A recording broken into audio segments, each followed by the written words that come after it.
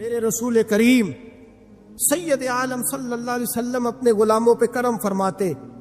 شاہ ولی اللہ محدث دہلوی ہندوستان میں جتنے مکاتب فکر ہیں سب کے متفقہ پیشوا ہے شاہ ولی اللہ. جو بھی کسی مکتبہ فکر سے تعلق رکھتا ہے شاہ ولی اللہ صاحب سے اس کا سلسلہ حدیث ملتا ہے. شاہ ولی اللہ صاحب کہتے ہیں میرے ابا جی شاہ عبد الرحیم محدث دہلوی بیمار ہو گئے.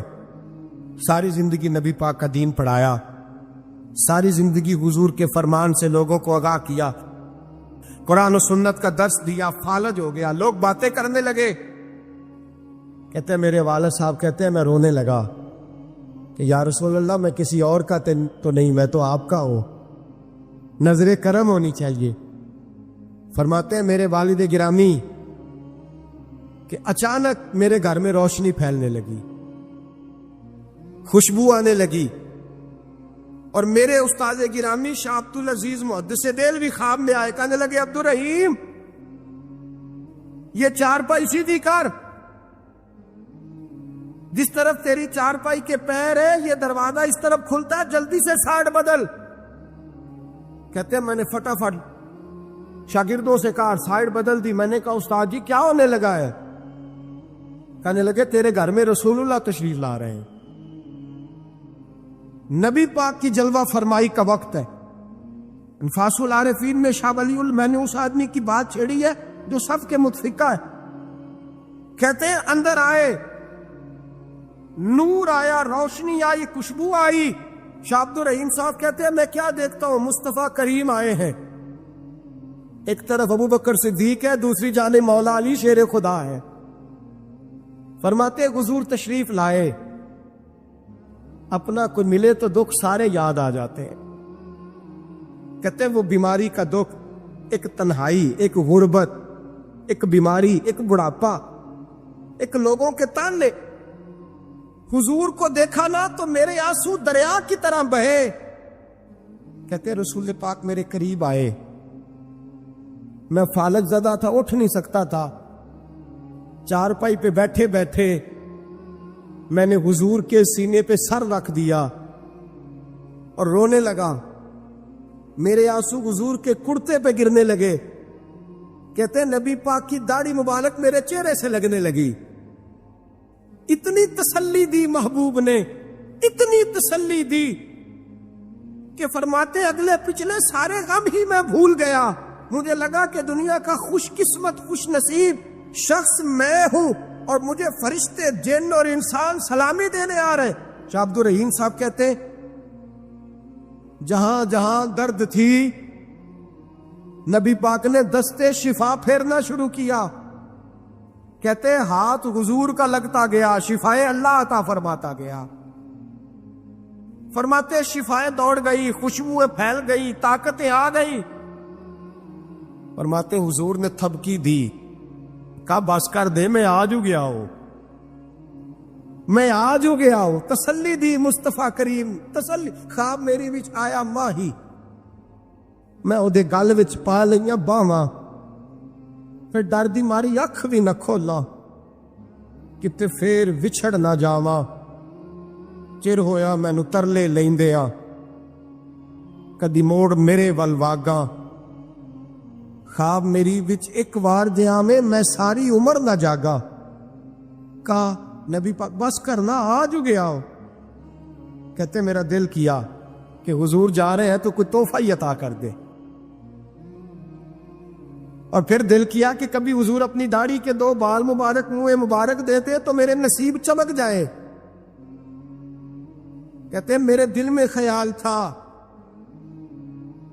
قربان جاؤں میرے رسول پاک نے یوں داڑھی پہ ہاتھ پھیرا اور 2 منہ مبارک اتارے. فرمایا چل یار فکر نہ کر, تو رکھ لے. کہتے حضور نے مجھے دیے. اللہ کے حبیب جانے لگے, دروازے تک پہنچے تو میں نے اپنی چارپائی کو ٹٹولا تو بال ہی نہیں. میرے دل میں خیال آیا منہ مبارک کہاں جائے. کہتے نبی پاک نے رخ پھیرا اور حضور نے فرمایا تکیہ اٹھا کے دیکھ, میں نے تیرے تکیے کے نیچے رکھ دیے. تکیہ اٹھا کے دیکھ. فرماتے حضور چلے گئے. سویرے چنگا بھلا اٹھ کے چلنے لگا تو لوگ کہنے لگے یہ کرشمہ کیسے ہوا؟ میں نے کہا اس نے شفا دی ہے، جو شفا دینے والے کا محبوب ہے، جو شفا دینے والے کا حضور علیہ السلام کا دست مبارک پھرا ہے، شفا ہو گئی۔ اور میں نے کہا دلیل یہ ہے کہ مصطفیٰ یہ اپنے 2 بال مبارک بھی دے گئے۔ جتے اعتراض کرنے والے فوراً کان کھڑے ہو گئے۔ عقل کو تنقید سے فرصت نہیں، عشق پر ایمان کی بنیاد رکھ۔ کہنے لگے یہ واقعی حضور کے؟ 3 آ گئے، کہنے لگے واقعی۔ میں نے کہا جاؤ دھوپ میں لے کے جاؤ۔ کہتے وہ تینوں لے کے گئے، جب کمرے سے نکلے تو بادل کے ٹکڑے نے آ کے سایہ کر دیا۔ بادل کا ٹکڑا سایہ کرتا ہے، ایک مان گیا، 2 کہنے لگے جی اچانک ہو گیا۔ میں نے کہا دوبارہ جاؤ، 1 بار نہیں، 2 بار نہیں، 100 بار جاؤ۔ میں رسول اللہ کا نوکر ہوں، میں نوکری کر کے کھاتا ہوں، جھوٹ بول کے نہیں کھاتا۔ میں حضور کے نام پہ جھوٹ بولوں گا؟ اور جس کو نوکری کرنے سے وہ راج کے دے، اسے جھوٹ بولنے کی کیا ضرورت ہے؟ فرمایا وہ دوسری بار گئے، سایہ پھر ہوا، آ کے میرے قدموں سے لگ گئے، کہنے لگے آپ بالکل ہی سچ کہہ رہے ہیں۔ ایک اور جماعت آ گئی، کہنے لگے ہمیں بھی زیارت کرائیں۔ میں نے تالے میں رکھے ہوئے تھے، تالا کھولتا ہوں تو کھلتا ہی نہیں، کھولتا ہوں تو کھلتا ہی نہیں۔ کہنے لگے شاہ جی خیر تو ہے، کیوں نہیں کھلتا؟ تو میں نے نظر ڈالی، میں نے کہا تم میں کوئی ایسا تو نہیں جس پہ غسل فرض ہو؟ غسل فرض ہو؟ ایک بندہ گردن جھکا کہنے لگا حضرت غلطی ہو گئی، میں فٹافٹ آ گیا، نہ آ نہیں سکا۔ میں چل نکل مجمع سے۔ جو رب اپنے محبوب کے وجود پر مکھی نہیں بیٹھنے دیتا،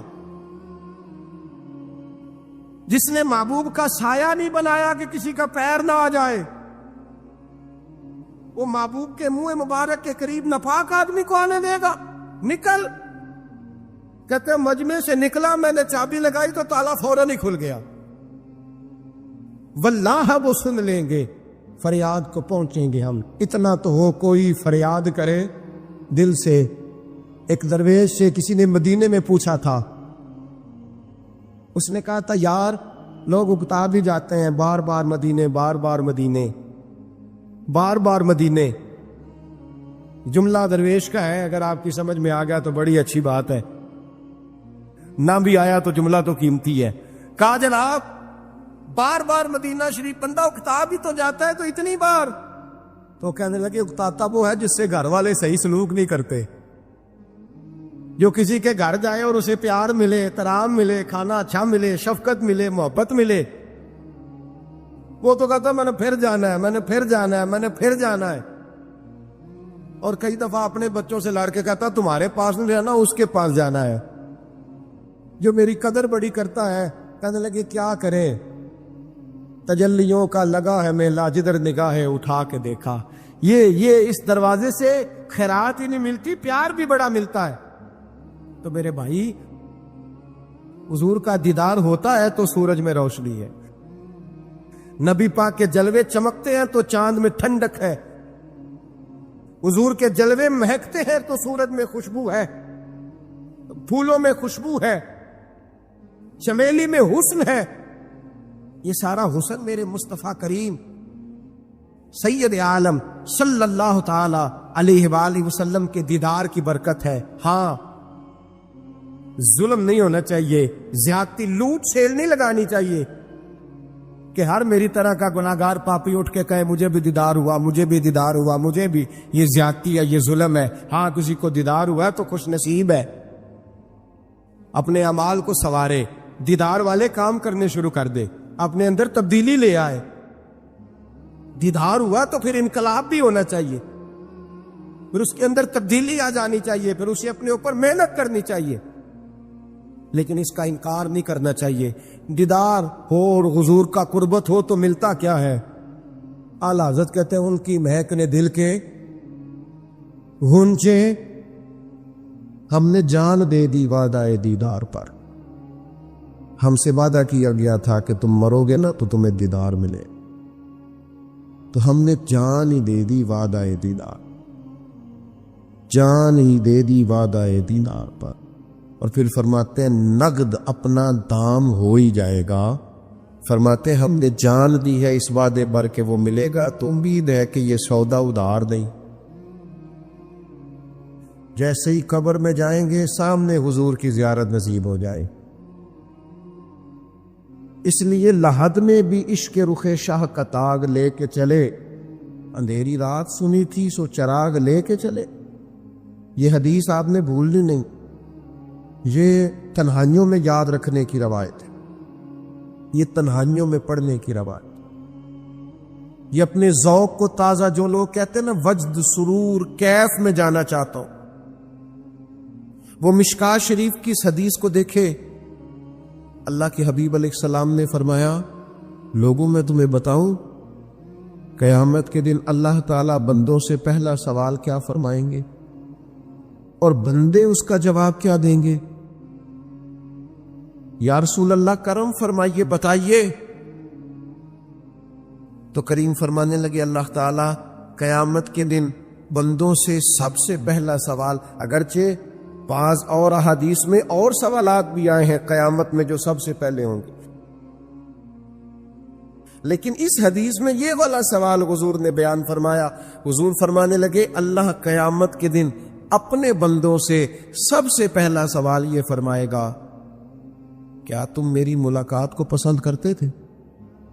اوئے ہوئے ہوئے، کیا تمہارا ملنے کو جی چاہتا تھا؟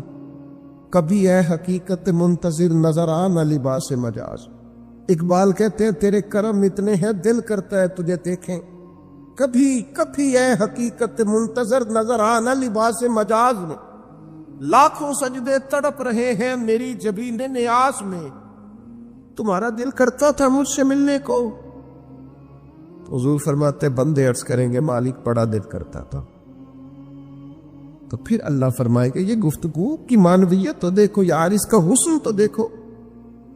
اللہ پھر پوچھیں گے کیوں دل کرتا تھا تمہارا؟ دل کرتا تھا تو کیوں کرتا تھا؟ عرض کریں گے مالک اس لیے کہ ہمیں امید تھی کہ تو معاف بھی کر دے گا، رحمت بھی فرمائے گا۔ اس معافی کی امید پر دل کرتا تھا تو ملے۔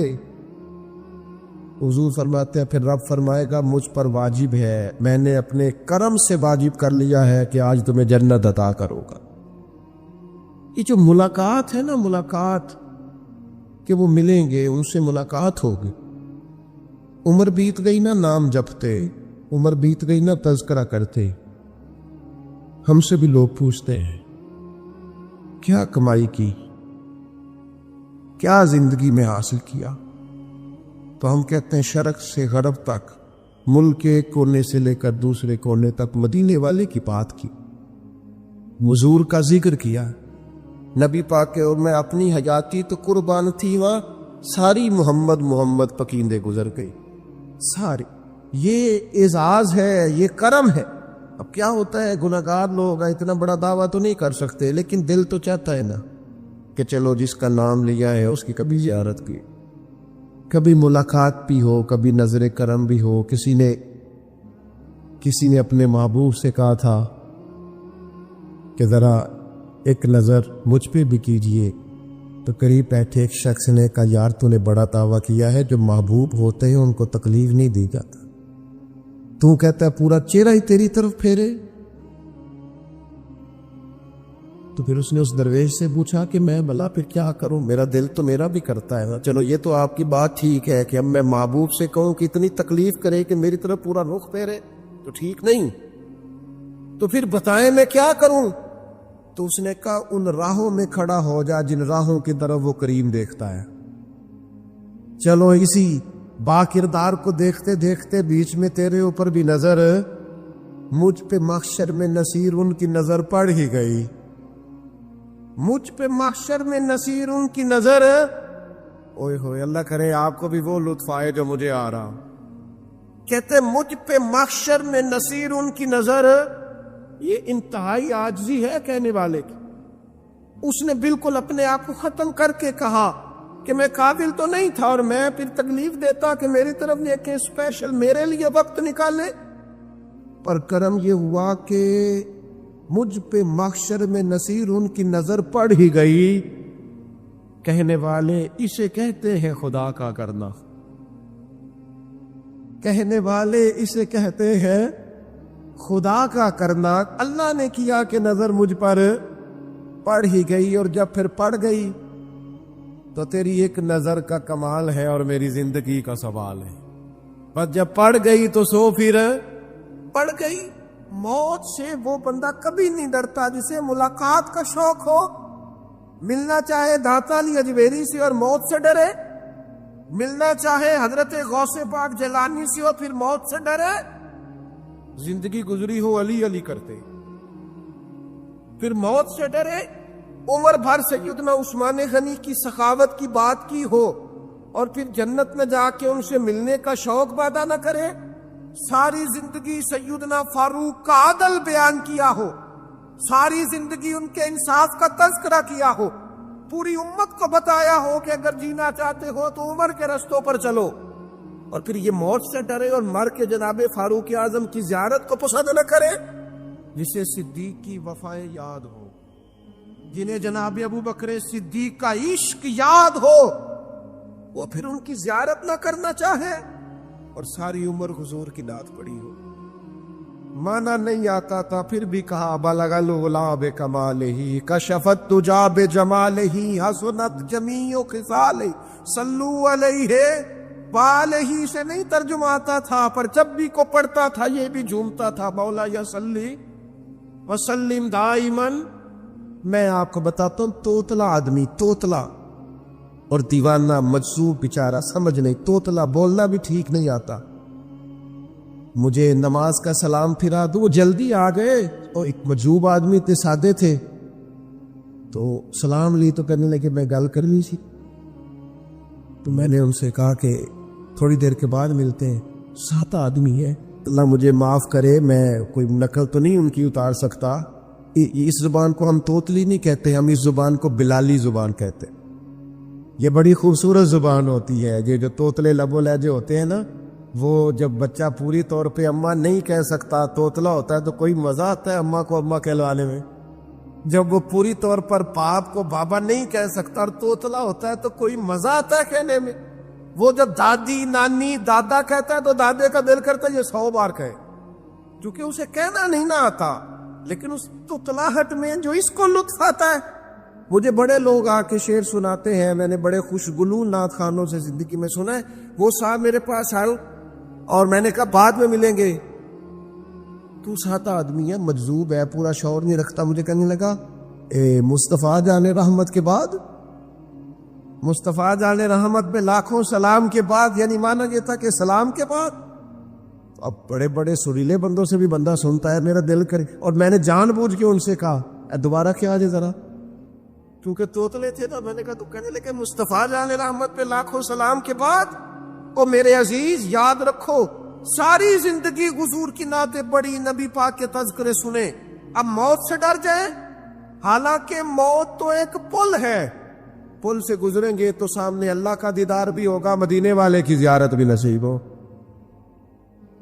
تو زیارت ہوگی، اور ہر نظر کانپ اٹھے کہ محشر کے دن خوف سے ہر کلیجہ دہل جائے گا، اوڑھ کر کالا جپا وہ آ جائیں گے اور سارے محشر کا نقشہ بدل جائے گا۔ یہ موت کا خوف نکالنے والی چیزیں ہیں، ڈر۔ اچھا مجھے ایک بات بتائیں، یہ میں امید کی بات کرنے لگا ہوں، چلے اب یہ بات تو مشکل ہے پر کرنی پڑے گی، مجبوری ہے۔ کبھی کبھی ابا جی سے مار بھی پڑ جاتی ہے بندے کو، گھر میں تو 2-4 لگ بھی جاتی ہے، تو اس وقت نا جو سب سے بڑا سہارا کسی کو نصیب ہوتا ہے وہ یہ ہوتا ہے کہ اللہ کرے اماں گھر میں موجود ہو۔ اور میں نے دیہاتوں میں کئی مائیں ایسی دیکھی ہیں جو بیٹے کے حصوں کی مار کھاتی ہیں، ابا نے ڈنڈا لے لیا بیٹے کی غلطی پہ، اب اماں بیچاری سامنے ہو گئی ہے، 2-4 اس نے بھی کھا لی۔ یہ بات آپ سمجھیں، موت کا خوف نکالنے کے مفہوم میں بات کرو، اماں موجود ہونا گھر میں تو ابا سختی بھی کرنے لگے تو کسی وقت احساس ہوتا ہے کہ جناب یہ سختی نہیں ہوگی کیونکہ میری اماں، اور اماں پوری وکیل بن جاتی ہے، کہتی تو نہیں پتا ہو گئی غلطی، وہ فلانے دے منڈے نے خراب کیتا ہے، حالانکہ ہو سکتا ہے اس نے اس کو بھی خراب کیا ہو، لیکن وہ اماں وکیل ہے، وہ وکالت کر رہی ہے اور وہ پے لاس کر رہی ہے. ہوتا ہے ایسے. اس بات کو سمجھ لیں اچھے طور پر. موت کا خوف نہیں، ڈر نہیں، اس لیے کہ گھر میں ماں موجود ہو تو باپ کا ڈر نہیں ہوتا. تو قبر حشر میں تو رسول کریم موجود ہے، وہاں تو نبی کریم موجود ہے، وہاں تو اللہ کریم اپنی رحمت فرمائے گا بندوں پر. اس لیے خوف نہیں، پینک نہیں. اپنی غلطیوں کا احساس ضرور کریں، اپنے اعمال پر توجہ ضرور دیں، لیکن موت کے خوف تلے دبتے نہ جائے. انشاءاللہ صبح قیامت کرم ہوگا. میرے نبی پاک علیہ الصلوۃ والسلام نے تو فرمایا ہے بس ہم نے ایمان کامل لے کے جانا ہے دنیا میں. حضور نے فرمایا ہے جس طرح 14ویں رات کا چاند چمکتا ہے اس طرح میرے غلاموں کے چہرے چمکیں گے قیامت میں. اللہ کے رسول صلی اللہ علیہ وسلم فرماتے ہیں جسم کے جن جن حصوں پر وضو کا پانی لگتا رہا وہ قیامت میں چمکیں گے. دور سے لوگ ان کا نور دیکھیں گے، پتہ چلے گا وہ محمد عربی کے غلام آ رہے ہیں. یہ کرم ہوگا صبح قیامت، یہ عطائیں ہوں. اس لیے مومن موت سے ڈرتا. سیدنا بلال حبشی رضی اللہ تعالیٰ عنہ، آخری وقت ہے، لذا کا عالم تاریخ. اور یہ گفتگو دیکھے غلاموں کی، آپ کی اہلیہ رو پڑی، کہنے لگی ہائے ہائے افسوس. حضرت بلال فرمانے لگے کیا ہوا؟ کہنے لگی افسوس ہے کہ آپ دنیا سے جا رہے ہیں. تو حضرت بلال نے مضمون ہی بدل دیا، سوچ کا زاویہ ہی بدل دیا. فرمانے لگے یہ افسوس کا مقام نہیں، یہ تو خوشی کا مقام ہے. اس لیے کہ میری آج آنکھیں بند ہوگی، قبر میں کھلیں گی، مدینے والے محبوب سے بھی ملوں گا، حضور کے غلاموں سے بھی ملوں گا صلی اللہ تعالی علیہ وسلم. تو موت تو مقام مسرت ہے، اور اگر یہ مل جائے زندگی میں. ایک بدو ایمان لے آئے، ابن ماجہ میں موجود ہے. حضرت ابو ہریرہ رضی اللہ تعالیٰ عنہ حدیث کے راوی ہیں، فرماتے ہیں ایک بدو ایمان لائے اور انہوں نے حضور علیہ السلام کے ساتھ ہجرت بھی کی. ابن ماجہ میں موجود ہے. تو نبی پاک علیہ السلام نے انہیں ایک صحابی کے ساتھ کر دیا. اب ان کے کام کاج میں مصروف ہو گئے ان کے ساتھ. تو حضور علیہ السلام نے ایک جگہ سے مال غنیمت آیا. تو طریقہ مبارکہ یہ تھا کہ مال غنیمت میں سب کو حصہ دیا جاتا تھا. اگرچہ وہ جہاد پہ نہیں گئے لیکن حضور نے انہیں بھی حصہ دیا. تو وہ صحابی تو وہ پڑے، عرض کرنے لگے حضور میں اس کے لیے تو ایمان نہیں لایا تھا. حضور نے فرمایا پھر بتائیے، گرچہ بزرگ جانتے کس لیے لائے تھے. عرض کی حضور میں تو اس لیے ایمان لایا تھا کہ میں رب کی راہ میں لڑوں گا اور میں اپنی جان پیش کروں. میں شہادت کے لیے ایمان لایا تھا، مجھے یہ مال دولت نہیں چاہیے. تھوڑی ہی دیر گزری کہ ایک اور مارکے کا اعلان ہو گیا، جنگ کا اعلان ہو گیا. حضور نے فرمایا چلو. وہ گئے اور چند ہی لمحے گزرے کہ وہ میدان میں اترے اور پھر شہید ہو گئے. صحابہ کرام ان کی مقدس لاش مبارک کو اٹھا کے محبوب کے قدموں میں لائے. تو نبی کریم نے کیا خوبصورت بات ارشاد فرمائی. حضور فرمانے لگے دیکھو اس نے اللہ کی تصدیق کی ہے تو رب نے بھی اس کی تصدیق فرما دی. اور پھر یہ دو جملے محبوب کہتے کہتے اٹھے اور پھر حضور نے اپنا جبہ مبارک اتار کے فرمایا اس بندے کو اس جبے میں کفن دے دو، اس میں اسے کفن دو، اس لیے کہ تو شہادت کے لیے ایمان لائے. موت کی آنکھوں میں آنکھیں ڈال کے جیا، اپنی زندگی کمزور نہ گزار. مسلمانوں پہ کافر کا روب طاری ہو گیا ہے. ایک تو ہوتا ہے نا کہ کوئی مدد کرنا، کوئی آگے بڑھنا، فلسطین کا نام تک نہیں لے رہے حکمران زبان سے، ذکر تک نہیں کر رہے، چینل ذکر نہیں کر رہے. اتنا روب، اتنا کفر کا خوف، صرف اس لیے کہ ہمیں موت کا ڈر ہے، مر جائیں گے. تو بستر پہ نہیں مریں گے، بیماریوں سے نہیں مر جاتے لوگ. خدا کے بندو اپنی زندگی میں اتنا خوف اگر موت کا پیدا کر لو گے. حضرت سعید ابن جبیر رضی اللہ تعالیٰ عنہ بہت بڑے فقیہ تھے. حجاج بن یوسف نے بلایا اور کہنے لگا میں تمہیں موت دینے لگا ہوں، مار دوں گا تمہیں. بڑا ظالم آدمی تھا، بڑے لوگ اس نے قتل کیے تھے. حضرت سعید رضی اللہ تعالیٰ عنہ مسکرا پڑے اور غصے میں آیا، کہنے لگا کیوں ہنستے ہو؟ فرمانے لگے تو بڑا بیوقوف ہے، تجھے کس نے کہا زندگی اور موت تیرے ہاتھ میں، یہ تو تب آئے گی جب میرا رب چاہے. کہنے لگا لے جاؤ ان کو اور جا کے قتل کر دو.